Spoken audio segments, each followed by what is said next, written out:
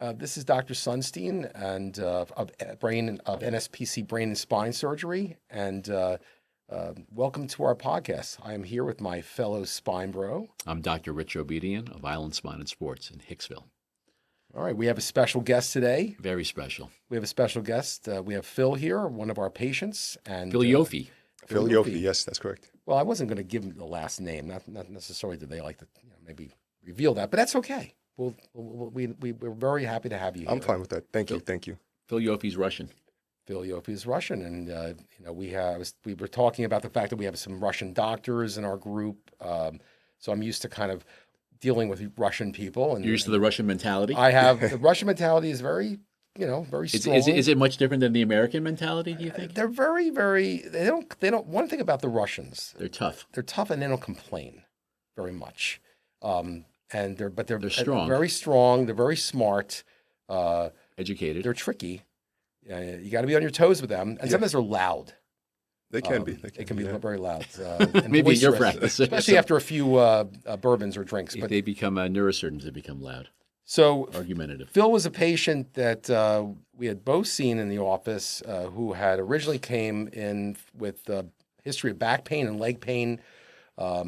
I think your leg pain was such that it was down to your ankle. It was going there, yeah. Well, let's hear from Phil. And tell us your story. Well, I was going to just mention the fact that he was in our office with these complaints. Yes. And yeah. So we're bringing to see Dr. Sonstein and myself. So basically, the worst case was already the leg pain and by the spine, the left side, and it was starting to get worse and worse. So I started first feeling these effects in April of this year.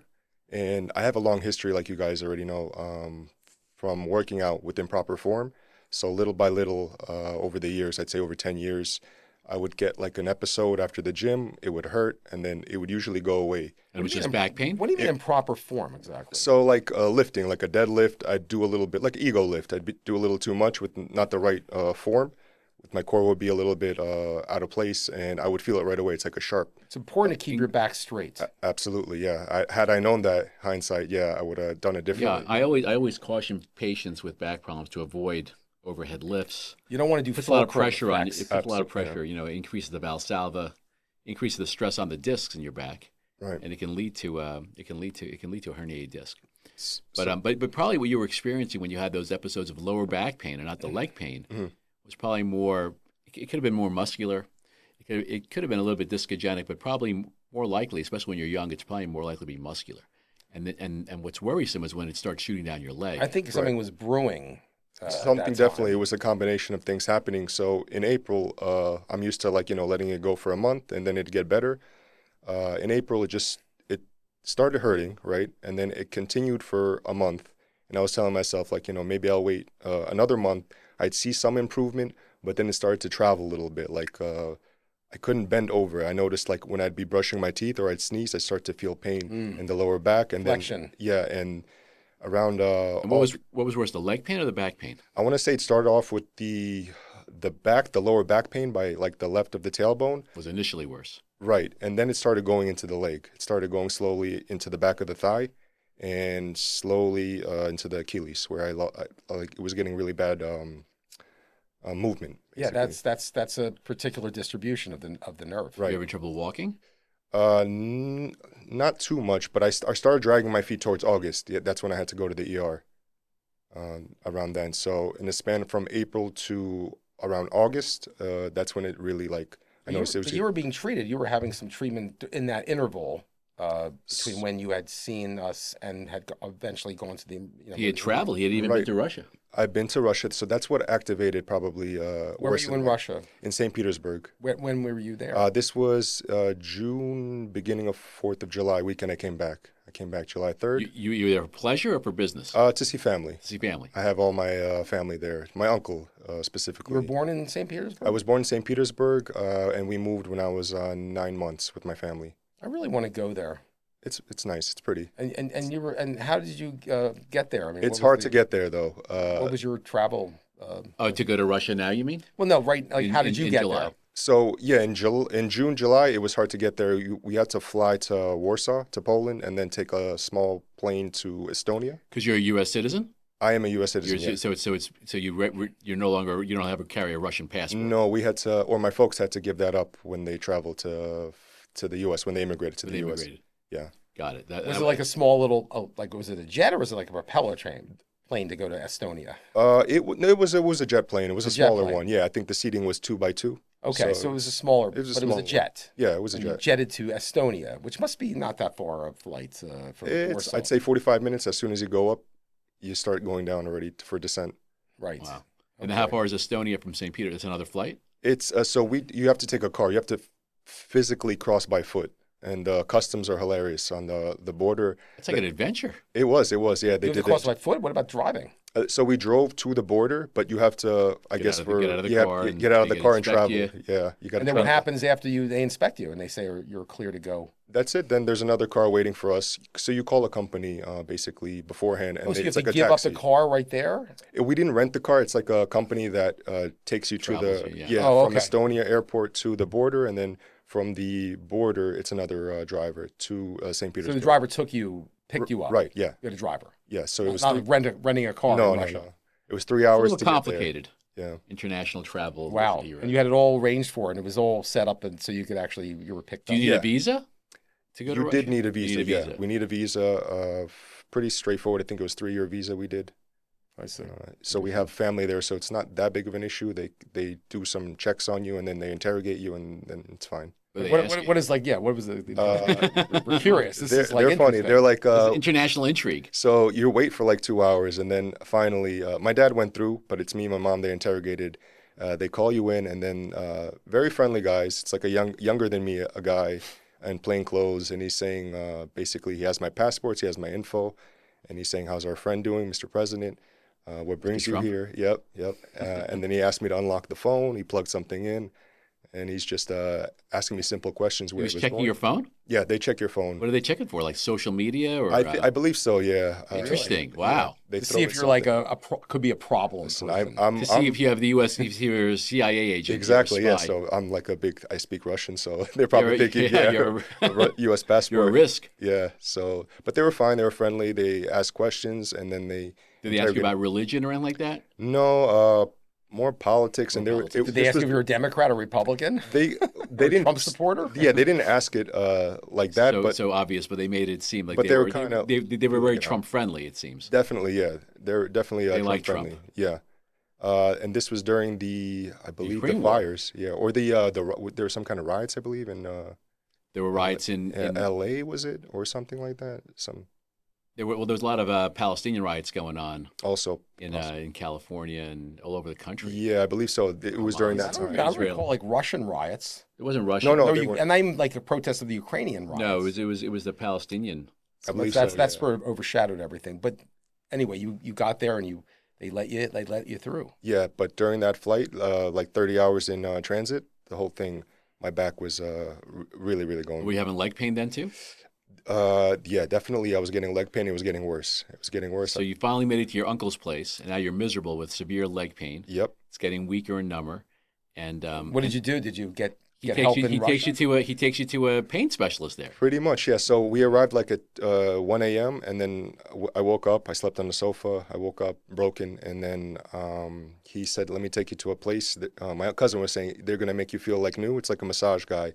And I had the MRI previously of my back, and when I showed it to the guy, he goes, "Oh, no, I'm not gonna touch that. You actually need to see a specialist You for need a that." doctor. Yeah, and then I That went made to good sense. I went to an institute, neurology institute. It's a pretty big one. I forgot the name. Okay. St. Petersburg, and they took me in, and then they looked at it, and they basically said, "You need a operation." Was it the Burdenko Institute? I I don't heard of remember. that one. Yeah, But Yeah. well, actually, my chairman had worked there. Okay, interesting. He was Russian. No, but he got experience putting catheters in people with at that institute. Interesting. But the place seemed like it was up and legitimate and yeah, it's totally. definitely yeah. It's yeah. like a institute. Quality. So I mean, look, they have problems like this So they in Russia wheeled, too. so they wheeled you into an operating room and they did an epidural steroid injection. This was before that. I went to like I finally went to the institute afterwards. That's like my final I guess analysis of what's going on. But the day after I arrived, I did go to like this I guess, emergency clinic, and I showed them the MRI also, and they said, "Have you done epidurals?" I said no, and they did an epidural without any X-rays. Just did it right there in the clinic. Yeah, and it didn't. I got some relief, but it might have been also from the IVs. They do IVs for everything there. They gave you like an IV Decadron, like maybe some IV steroid or something. Exactly, yes. For five sessions, I had to do it. I had to go with that the tablets and the medication. I had to go to another doctor because we were staying in the countryside. It's so sad. You have to they make all this effort to get there, and then you have to deal with this. What do you think of blind epidural? I think that's the way they used to do it. I think in America that's not done. Yeah. It's not done anymore. It's not done anymore because I think Medicare now will not pay for an epidural if it's not done under fluoroscopy. So it's always done. And I remember, there's a tradition now for pain specialists to do up to 3 epidurals in a 6-month period. Right. And I remember asking about 20 years ago, I went to a conference and I asked a pain doctor, where did this come from, this 3 epidural number? And he said, you don't know the truth? I said, yeah, what's the truth? He said, the truth is we say 3 epidurals because when we first started doing epidurals in the 70s, we thought we were in the correct epidural space 1 out of every 3 times because we didn't do it under fluoroscopy. So therefore, we figured, yeah, you get 3 shots at doing it, and you get it in the right spot once, then you'll be okay. Yeah, that's how it all started. It's not because that was his opinion. It's not because of the limited amount of cortisone you can get in 1 year to cause osteoporosis or anything. Right. Like that. I don't think there's any mathematics to prove that, but I mean, sure, that's another concern is that the side effects of these. The other thing is if they're not working, if you get 3 and they're not working, what are you doing? Yeah. Well, I mean, I think even 2 you're not working. It's probably not to get the third. Especially if you have a massive disc like this and you start going for multiple epidurals, I think that's that's a definition of crazy, doing the same thing over and over again, expecting a different result. It's not going to happen with this is the axial MRI, and it shows a massive herniated disc on the left side. You want to talk about it, Bill? Well, sure, absolutely. But even before we even talk about it, I wanted to ask you. You had your epidural injections in Russia, and you felt you got some relief, but not complete relief? Not complete, definitely, not complete. Better than where you were. How long were you in Russia at that point? How long did you spend This there? would be, so they gave me a 5-day course, so this was the 2nd day. I was there for 10 days 10 days. Yeah. And then you left and you went back the same way? A little bit easier because we broke up our trip in Estonia. We spent the night, and we should have done that in the beginning in hindsight because the travel was cut short. I was supposed to go to St. Petersburg before the war started with Ukraine. I remember that. Unfortunately, I canceled because of the war in Ukraine, but it's supposed to be an amazing city. The Hermitage is there, and there's a lot to see. Right. It's definitely on my list of things to do. And they had changed the name to Stalingrad, I think, right? And it was Leningrad. Leningrad, and then it became back to St. Petersburg. I'm sure you'll end up going there before me. And then I'll follow in your footsteps like I do. Well, I think the war has to be solved first before people like us, average tourists, go back. Did you find that there was? I mean, would you feel like there was, war or feeling? It's not really. They in the city like at least. Life. Yeah, it's normal life. They do have ads. They have ads like billboards. Join the army and you get millions of rubles. And get killed. Yeah, that's what it is. So millions of rubles means what in American money? It might. Like how many rubles to a dollar? I forgot what it is. I don't want to lie and tell you, but it's it's like thousands of dollars. Maybe it'd be like 30,000 or something like that, but something along those lines. Maybe less. Don't quote me. But isn't it funny how it's rubles in Russia, but it's rupees in India? In India, yep. For the longest time, I used to say rupees, thinking it's the gem. Well, anyway, continue on with your story. It's fascinating. So right after the epidural and the IVs, we traveled back to the U.S. and this was around July 4th. It was okay, but I still had that pain, and it just got progressively worse. As I couldn't, like I said, I was sneezing. There was a shooting pain. Every time you'd sneeze, it increase your intra-abdominal pressure, basically. Yeah, and then bending over to brush my teeth, I couldn't do it. I had to put my knees to the side to kind of kneel. I couldn't even pick up my daughter anymore at this point. It's hard to function. Yeah, this was before you had seen us in the office? This was, I want to say, I'm trying to think if I saw you around before. that time. No, after I came back, I scheduled to see you guys. You sold out. Your primary had sent you to me. I saw exactly. Yeah, I got a recommendation or referral. Yes. Then I saw you at the office, and then you told me about Dr. Abid and your team. Because we're a team. So Your team, by the way, is amazing. thank you. Shout out to Lauren and Dominic. They're great. We love doing what we do. We've been We working appreciate on that. They appreciate that. 25 years. We've been working together. It's a long time to be with this guy. And he's sure he feels the same thing about me. No, it's like a marriage. So you had this MRI. So let's talk about the MRI you had done. So you're here having these symptoms that they're on the left side, going down to your Achilles. Why is it down to the Achilles? Because the nerve that goes down to the Achilles is the nerve that's being affected by your disc. So you have. So this is the L5S1 level. This is the. This is. So this is the side view here. So just a reminder that there's no spinal cord at this level. The spinal cord ends up at L1, which you can't see on the slice because it's just a little bit off to the side, a little bit to the left side. But see the disc better. The disc space itself is a bit collapsed compared to the other spaces above. You can see. So, well, although it's not at this level of the spinal cord, it's still at a very important level because the nerves that go to the bowel and the bladder are there as well. That's called the cauda equina. Right, and it's taking up a good portion of the. That's actually what led me to the actual.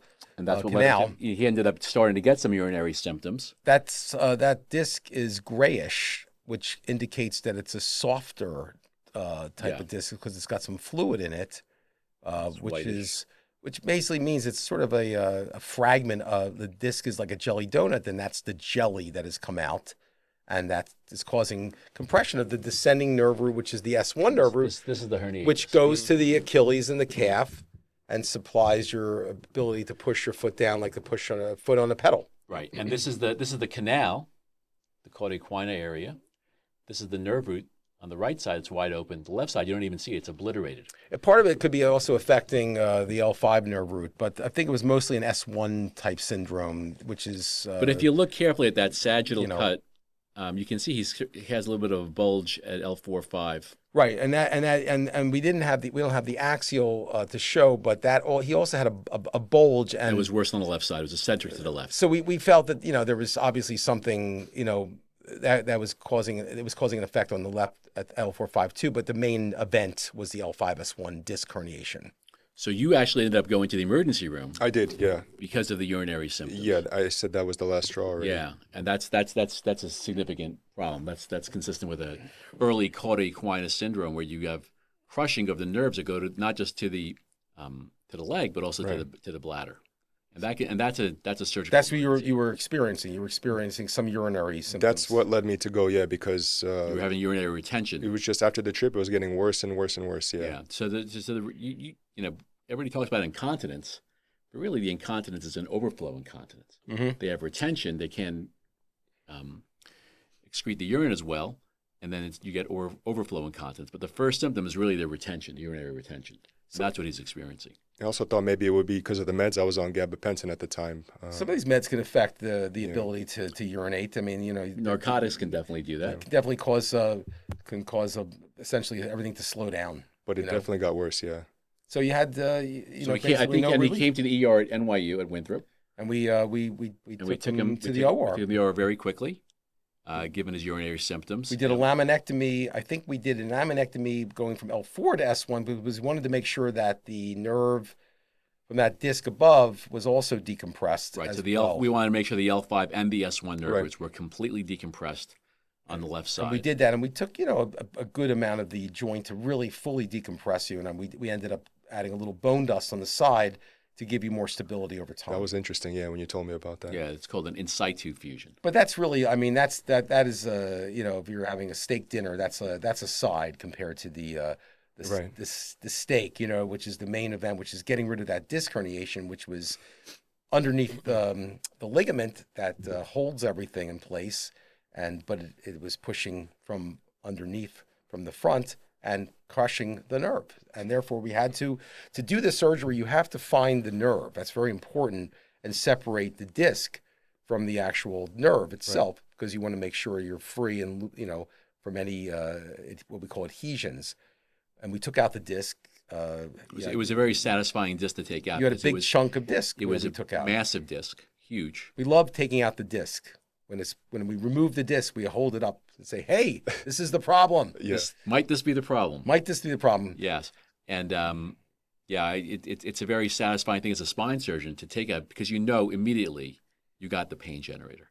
Yeah. And that patient's going to feel dramatic relief and generally very quickly. We did a full laminectomy too, I think, I think so. because of the Because of the canal. size. Yeah. But we emphasize more on the left side.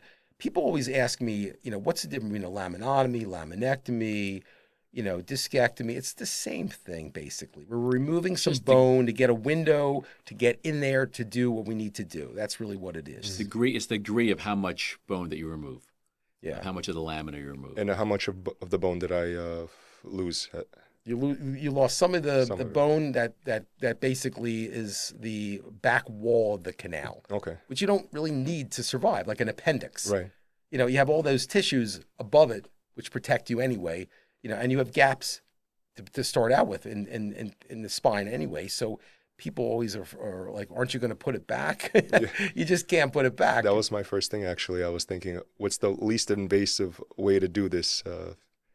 We did it pretty minimally invasively comparatively to what, it was in the old days where they used to make a much bigger incision, but we try to make a small incision as we can do, but you have to see what you're doing. Yeah, you have the visualization is key. Yeah. When I was a fellow, there were two surgeons at HSS. One would make a small incision, one would make a larger incision.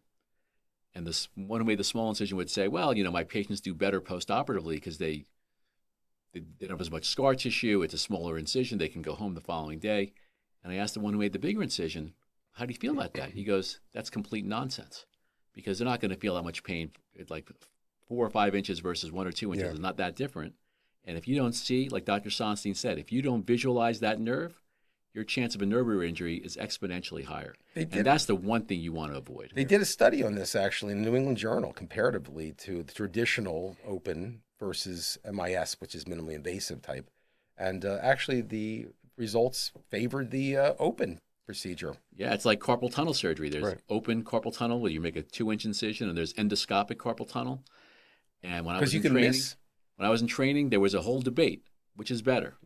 And the bottom line is, sometimes there are aberrant nerves that you can't see in a minimally invasive technique, and you can get a nerve injury.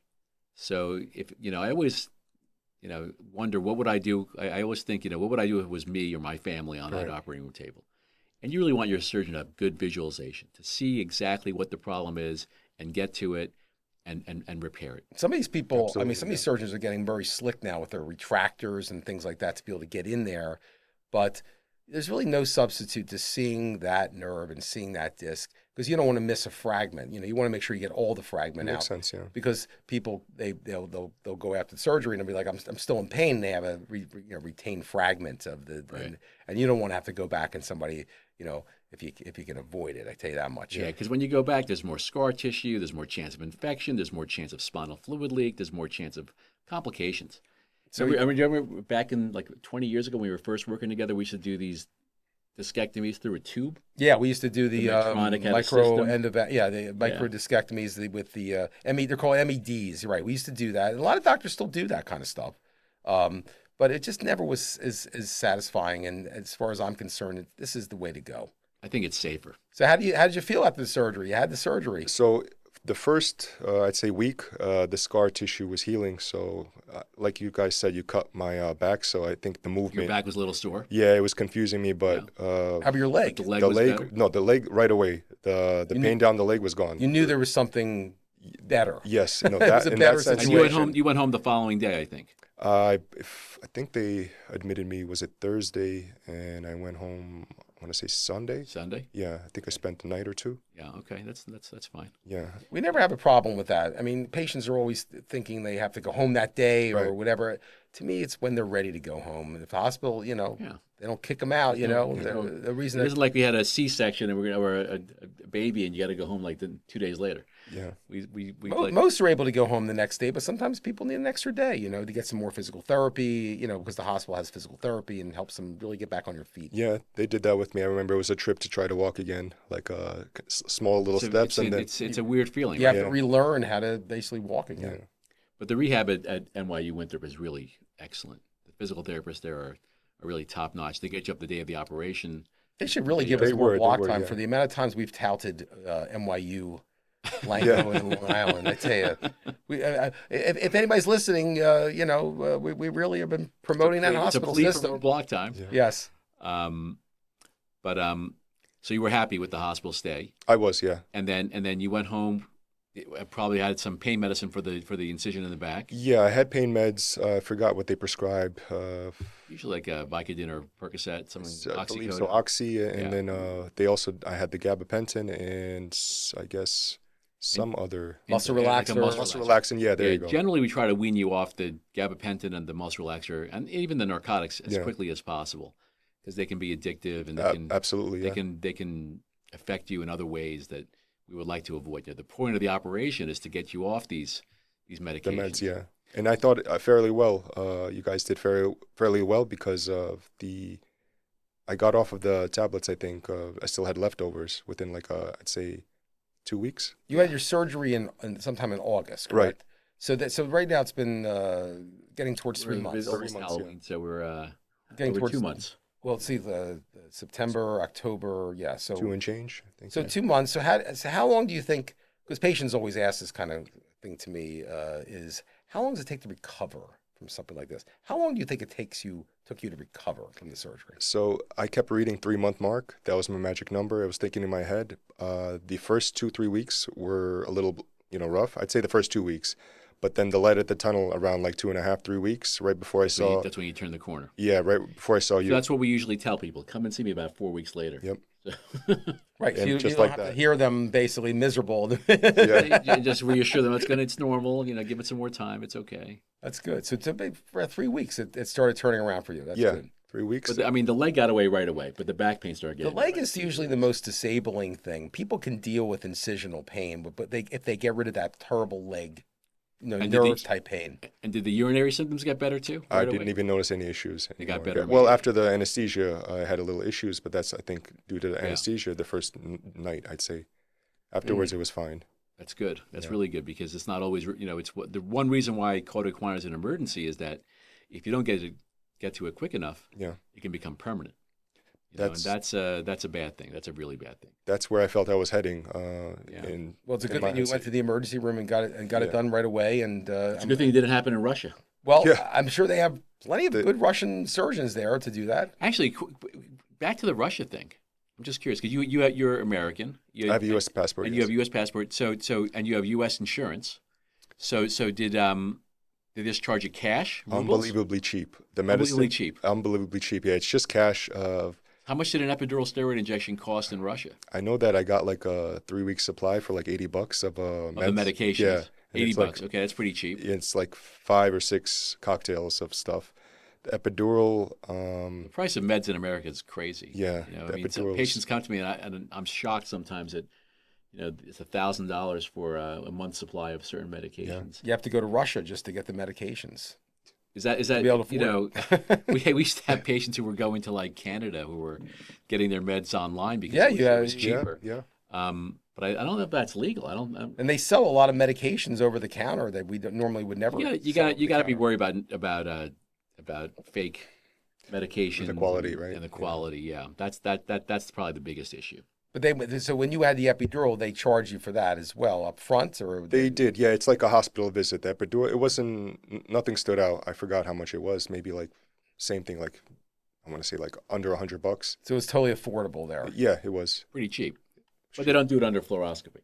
Yeah. Well, that's Well, to be fair, I went to the institute and they said the same thing. They said that usually it's done Under a fluoroscopy. Yeah, yeah, under that's the X-ray. correct way to do it. Yeah. so why couldn't they do it that way?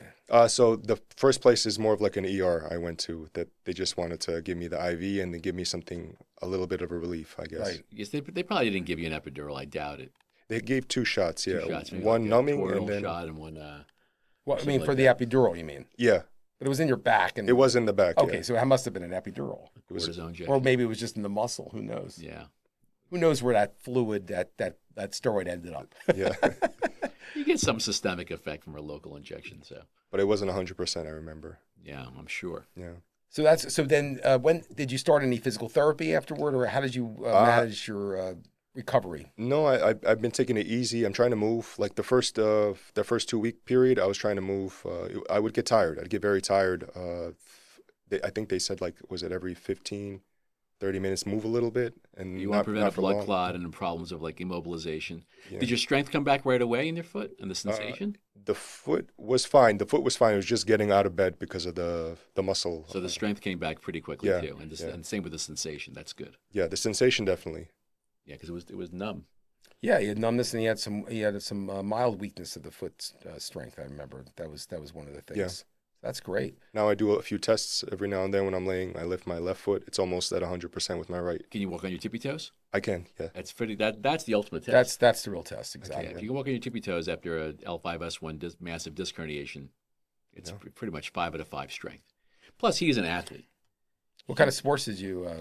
I used to run a lot, and I also play tennis, but I play two-hand touch, football, stuff like that. Lift back weights. I did lift weights, yeah, but now I'm going to take it a little bit easy. Probably a good idea. Yeah, Yeah, I mean, we generally caution patients. We've talked about this in the past, but definitely no heavy lifting for the first month after the operation. Certain exercises are actually fine to do even earlier. You can start swimming right away. Mm-hmm. It was in the summer, so you can start swimming. Once the wound is healed, I let patients swim immediately. yeah. Best thing to do is walk. Walking. Walking is the Walking best right thing. away. Walking's excellent. Swimming is fine. Aerobic stuff is good. You can go back to playing tennis. Avoiding the overhead weights, I would say, is the biggest problem. Definitely, And if yeah. it hurts when you're doing something, Don't do it. don't do it. Yeah. Because you're probably A irritated. few months, Soft tissue a little bit. it takes before you feel like you can pick up a tennis racket or whatever. But I would give it time. It's going to be now. We're getting into the winter time. You have at least the winter to recover. And the then in the second spring, kid hopefully, you'll coming, be yeah. back to business. Yep. When do you let them go back to swinging a tennis racket or skiing or? I would say skiing. I would say anywhere between 3 to 6 months. You could probably, if you're feeling That good. long? Well, if you're feeling really good, Golf? Golf. It's always the question in Long Island. When can I play golf? When can I drive? When can I have sex? So when can I play golf? I don't know. I mean, I say patients, you can start putting. Usually, if they really must do it. Usually around Mini golf, 2 months. but they don't want to do mini golf. Then they want to go up to drivers. I'd say 3 months at least to go start playing golf. 3 months. That's what I say. Okay.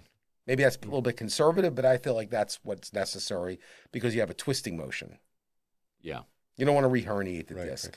How about? I let them start bicycling. Bicycle you can do Walking, very quickly because that really running, jogging. It takes a lot of, that's not very stressful. But Yeah. but I certainly think swimming, less twisting. and walking is the best thing you can do, especially walking. Just walk, and that's the way to get exercise, aerobics, and build up your balance and things like that. And swimming is great, like you mentioned also. I remember before, during the summer, I went to swim in the pool, and you feel the lightness, the Yeah. weightlessness in it. Yeah. and it Oh, eases yeah. the pain. Swimming is the best exercise you can do if you have a back problem. Yeah, I think so. think So if so. you have access to a pool, then this wintertime, then you should definitely go to a pool. I might be out of it. I have a second kid coming, so maybe. Got a baby coming next week. Oh God! Yeah. Congratulations. Thank you. So You have a daughter or a son? I have a daughter right now, and Good. it's a baby boy coming. Oh, so. good for you. Congratulations. Thank Big you. difference. You're going to feel like, wow, I have two basically dependents now. Yeah. I rely on A me. big difference between boy versus girl. Or you mean big difference having one Just versus having two? two. When you have two, you realize like, oh my God, I really I have. think- I They are. I am responsible for these beings. I You know? think the big difference is when you go from 2 to 3. well, I that's hear a that. big. I hear you that go, a lot. You go from a man-to-man defense because you can Oh, you know, that's to a but zone. Then you're They out. outnumber you. Yep. How about 3 to Yep. 4? You know the problem is 4. You have constantly getting cold all day long, so you're basically you got to be up with these kids talking to them about their issues, and it takes a lot of time. So with 2, I mean, right now enjoy it because they kind of like have to do what you tell them to do. Right. Yeah. But once they Well, stop doing that, one thing parents always tell you is little kids have little problems and big kids have big problems. And when you're a young parent, you think, oh, that's such nonsense, but it's actually true. and little kids' clothing is a lot less. Little clothes is a lot less than bigger clothes. Yeah. Well, Especially, they have less say in getting designer Right. things, and they wear what you tell them to wear. that's the beauty of the whole thing at this time. So enjoy this stage. I definitely am, because as they definitely get am. older, they And make thank more God you have demands. your back problem and leg problem is much better now. That was in the back of my mind the whole to time. now yeah. welcome your second child into the world. Thank you both. Yeah. No, it's we're very happy. and you can go back now. You can go back to traveling. Yeah. Probably like come February, March, I'm thinking about traveling. Where are you gonna go? Now it's with the kids, so maybe some couples trip with the other kids, our family friends. I never, We're I thinking never about Costa had Rica. that experience. Disney World? I never had any. We never had any really like friends to travel with. I don't know why. We just never did. That would I have been traveled nice. with you. We went to Philadelphia. No, no, together. no. I'm talking about like going to like the Caribbean or a real trip. Where you have another family with the kids, so the kids are not bored of being with their parents. You know what I mean? It's a very nice thing and it actually I think it helps you guys relax a little more because you don't have to worry constantly about entertaining the kids. They entertain themselves. Absolutely. Yeah, no, Disney's good if you can afford it. Yeah, Disney. It's pretty expensive these days, I hear. Have yet go to Disney myself. It's more than an epidural in Russia. I want to go back to Disney World. Because I always love the things there that represent like the time in the 50s and 60s, The Carousel of Progress. Yeah, I love that stuff, like the space, the planets, and the Magic Kingdom, that big thing. The Hall of Presidents. All that stuff is just fascinating, and it's just such part of history in America. Yeah. But I would like to go to Russia. I mean, that to me is fascinating. And the question is it safe for an American to go to Russia? I mean, that's the question. How are we treated? How would Dr. Beatty be treated in Russia? I mean, your U.S. passport will say a lot. Like, it'll protect you in a way, but they don't really mess with you like that. But even myself, I speak Russian. They do like these passport checks. This is before, during the summer, like maybe 5 to 10 years ago. If I didn't have my passport, they start like kind of hinting. When you're like on the street, on the they street, might just exactly. stop you. Yeah, they do. And say, hey, where are you paperwork. going? Where's your passport? Exactly. But I'm not going to like disappear if I go to Russia. No, yeah, they're not gonna. They don't want to do that. They're civilized like that. They're not gonna like They're not hold going you to hostage kidnap or, you and kidnap say, you. I'm just like, man, not much I can here. do about that. Although They have to make a trade. What about that reporter though that was held for all those years or that They year? were accused of crimes. Like spying or whatever. Was that Brittany Griner, the basketball Right, player? right, She yeah. had, But she had marijuana or something. marijuana. That's not a good. That's one thing they'll probably do is like if they find If something, they they'll find try something to illicit on you, they'll make a get case you. out of it. don't bring marijuana. That's not a good thing. Bad idea. Bad idea. And don't like be outspoken against the government there when you're there. I feel like that's what they do in their interrogation. They're Although marijuana is legal in America for at least in New York State. Yeah, I know. is, But And patients are constantly asking me about marijuana for it doesn't medicinal purposes. It doesn't really help pain. I think it helps uplift the mood, I think CBD is better. or it helps them sleep better and deal with the sleep, right? with the Yeah. sleep. He's right. It's not really a painkiller. It doesn't work the same way as the oxys or the morphines. The where CBD, I think, is more CBD has some pain relieving quality qualities. to Yeah, it. Yeah, which is not even regulated. You can get that at a. you can get that at gas anywhere. station. Gas station, right? Yeah. Do you have any? Do you take any medications now for pain? Now, 2 months Right out? now, no. I weaned off of the gabapentin maybe a month ago. So right now, there's no pain meds. Just That's fish fantastic. oil. That's about it. Fish oil, Yeah. perfect. We Good like. for your heart. Yes, it is very good. The Oh, omega-3s. salmon, Acids. flax seeds, I What gotta else? give it to my mom. walnuts. Actually. Yeah. What else was I reading about? Chia seeds are supposed to be really healthy. A lot of good stuff. Yeah, During the recovery, my mom was feeding me bone broth, a lot of soup. Bone like that. broth? Yeah. I Yeah, hear that's disgusting. people say that after there's some people believe that helps fracture healing or bone healing, Right. bone broth. So is that true? I haven't read any Old studies on that. wives' tales. Yeah. And all, but it makes sense. Why not? And when you have a small fusion, everything helps. Calcium helps, vitamin D helps. All those things are good for healing of fractures and Yeah. fusions. Because really, fusion healing is really another form of fracture healing. And I'm really thrilled that you had such a great result. I am too. Thank you. Yes, You're- absolutely. You can tell all the Russians. Yeah, we like About us. Like Yeah. we we like the Russian population. Yeah, they're usually pretty reasonable about their when you tell them what's going on, they accept it and they do pretty much what you tell them to do. Yeah. Yeah, That's and, good. And just because you had two young kids, don't hesitate to travel to Europe. I think we did trips to Israel, Paris, Right. London we did. with children. Yeah. And How many kids did you have? 3. 3 kids. Okay. Yeah. So it's definitely something that they'll never forget. And it's like great memories. You Right. remember those things. So. South, it's a good place to go. South of France, the weather's great and it's Yes. easy. Yeah. That's a fun place to bring kids, and Yeah, Nice is nice. Nice is nice. Very nice. But in the beginning, when they're that young, when they're newborns, little babies, then Caribbean is also good. We Good were bet. thinking about that, yeah, or Costa Yeah, they Rica. have old. Oh, Yeah, Costa Rica's great. excellent. Yeah, you stayed at the Four Seasons in Costa Rica, right? That was That was a fantastic special. trip. That was a special trip. That was. Yeah. Yeah. That was nice. Yeah, Well, I felt like it was safe. I didn't know much about Costa Rica. safer than other parts of Central America for sure. Yeah, Right. I mean, I felt like that was a stable country, and It's a very educated population. It's good healthcare. There's Apparently, Apparently, right? there's no Yeah. wars going on there. There's no gangs right. that we hear of anyway. It isn't like some other places like El Salvador, other trouble spots in the Central America. My one of our attorneys actually of our practice went to Nicaragua. How was that?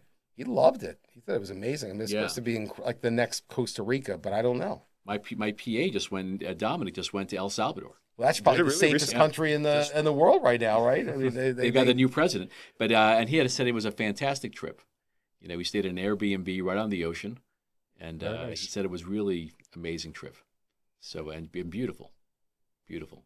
I feel And like your and not dollar. expensive. Yeah, I was gonna say, I feel like your dollar can go a long way there. Go a long way there. Yeah. I Yeah. wouldn't. That's not necessarily where I would. The first place I'd want to bring my new kids. To El Salvador. Yeah, I mean that's kind of an adventure trip, but yeah, I mean it's easier to travel with little kids. I Yeah. have to say, and then as they get older, they don't want to travel with you anymore, or they hate traveling with you. It's just not worth it sometimes, you know. It becomes like he said, big kids, bigger problems. So they can say no. Yeah. So what kind of work do you do? I've been in the car industry my whole life. So my father has been a car dealer. He has his own car shop. He finances cars. Oh wow, that's something you have an common. Oh, yeah. And that's something I'm always around cars. So what kind of cars? Usually it's the Uber and the TLC cars, the taxi limousine cars. They were doing it back in Oh, I '95. remember now. I remember you telling me about this. Yeah. Very interesting. You have a real business. Actual business, yeah. They used to do town cars back then, the Yeah, Lincolns, sure. and then they moved to hybrids with the Camrys. Now they're kind of pushing the electric cars and the handicap accessible minivans. It's a big deal. They're using Toyota Siennas now for that. Yeah, converted. I love a hybrid. The hybrid is great. I mean, because I have the Toyota hybrid minivan. You need a minivan. How when you have many four kids. miles Yeah. per gallon do you get on that? It must be 35 good. because I mean it never runs out of gas. It keeps going, and you're like, I can't believe the fuel gauge has only been this much. It's not a plug-in hybrid. No, It's but they have that technology where the brakes apparently charge. generated, right? That's yeah. a fascinating thing to me. Like the brakes actually charge the car, enough to give you that boost. Little boost, electric, yeah. You know, I don't know. I just haven't converted in my mind to an electric car yet. I don't think our grid is I'm ready. always afraid of I running have an electric car. Yeah. charge anxiety. You have to have a charger in your house. You have to have it in your house. So how do you do long trips? I don't use that car for right. long Where do you trips. what happens if you're like We running use it. out of charge? Like where do you? I mean, I know they tells you like on the screen the next charging station, but then you have to spend like a half an hour charging your car, right? Is it half an hour? Or I don't even know. Is that? I thought it You're was lucky it's fast half an charge. hour. No. The charge it takes. The home charge that I have. If I usually charge it if I'm below 50%. Is it 220 or 120? It's a 220, and it takes about 6 or 7 hours to get it to fully charged. Mhm. So yeah, nothing is half an hour. I mean, they have these superchargers, right, which can charge faster. but they're not always available. Not always available, and Tesla has them. They're harder to find, and yeah, I think the average charge you have in your house is it's going to take hours to charge. Right. You charge it overnight while you're not and it's cheaper electricity at that point, so it's more economical to do that anyway. Mm. But yeah, electric cars I think they're here to stay. Oh yeah, They're here to stay, and the technology's getting better. I mean, Porsche is making a lot of electric cars now. I think Mercedes has them, and Corvette is an electric all car. these fancy They, cars. they have this one brand, Fixer. I don't know if you've seen Ocean. Yeah, I know. what It's that is. bankrupt though, but it's super cheap. It's amazing how cheap those cars are. It's like something like 12 or 18,000 for like a 2022. Wow. But the problem with those used cars, the used electric cars, is that it's old technology, and I'd rather get a used gas car Yeah, than a used electric Absolutely. Yep. because you don't know how that battery life is going to last, and what happens to that battery. Yeah. How long does the And battery batteries- last before That's you have to the, replace that's the the, that- battery? we don't really know. and they lose their effectiveness after they get old. Yeah. So the are you older back they to get. Older they get. work in your business and everything like I that? was back to work, yeah, within I think 2 weeks. Oh, great. Very little, just to go in, sit down, and then basically go back home. I Sure. was Yeah. being driven. That's good. So for patients, watching our podcast, here is a person who went through surgery in the back and they were back to kind of business in a few weeks. That's very good to know. Yeah, absolutely. That's ideal. And I'm looking forward to every day. Everyone always asks me, "How's the back doing?" And then I tell them I forget that I had an issue. That's good. We want you to forget it. That's Yeah. it. Go on with You your don't want life. to, you don't want to, that's a successful operation. Yeah. That you don't have to think about it. Yeah. And you're gonna have your hands full in a week or two with this new baby boy. Good luck to you. Thank you. Thank Just you very much. be careful how you hold them. And Absolutely. Yeah. keep your back. He's, Always keep your back straight. I have like a little back stabilizer. support. Yeah, I'm definitely going to use that. But a newborn's pretty light. Like what? You'll enjoy it. 7 to 10 pounds. Yeah. You'll be okay with that. Hopefully, it's not more than 9 pounds. That's a big baby. You'll be I was you'll be good with that. I was around 8.5, 9 pounds. You're a big boy Yeah. too. How much did you weigh? 7-Eleven. 7-Eleven. 7-Eleven. Yep. I was in kilos, so about 3.5 kilos, which I don't know what that converts to. That's 7-ish. That's 7, 8. Yeah. yeah. I think that's about right. Yeah.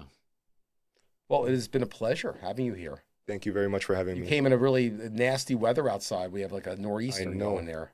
It It would, really feels like fall now, I was thinking it's like it feels weird. Like it was warm in the morning, and then it kind of gave me ideas that it's like spring already, and then we're gonna go straight to fall right now. Today is a very important day. It's my son's 25th birthday today. My oldest son. Happy Ah, birthday to that's a him. quarter of a century. Yeah, I'm very. Awesome stuff. So you're going to take him out So to dinner? shout out to Beck today. Actually, 25 So years. what are you? Beck is planning? going out with his friends tonight. We will be lucky to celebrate tomorrow. But Yeah, still, that's how it So is. tomorrow night you're going to go out. For well, a hopefully festive I'll see him meal. today before. We're supposed to All go right. out for maybe something, but I don't know. Now it looks like the plans. But that's the way it is, and I accept it now at this point. So anyway. Enjoy them while they're young. Yes, While you have Absolutely, yeah. control over them. I take the photos and the videos. I keep a memory of it. Keep those things Yeah. around. One night you'll review them when many years down the line, you're like, I can't believe it. Yep. It goes by fast. That's the way I hear and I see it too. It goes by fast. Yeah. You're like you blink an eye, and you're like, I can't believe he's 25 years old already. And your kids are older than that. You have Adam is even older. 28. That's Yeah. crazy. Yeah. So it goes by quick. It goes by quick. 28 is your oldest? He's the oldest. He's 28. Yeah. So Well, it'll go by, and it feels like yesterday he was just a little baby. So Yeah. it goes by very fast. It goes by very fast. So enjoy every minute. enjoy every minute. Enjoy Spine Row mug, and we're just very pleased of how you did, and that's why we wanted you to come on and talk about your experience. And we're so happy that you had a great experience. And I'm likewise. Thank Thank you you. very much. Yeah, It's our pleasure. You guys All have a right. great team. Thank you. Great.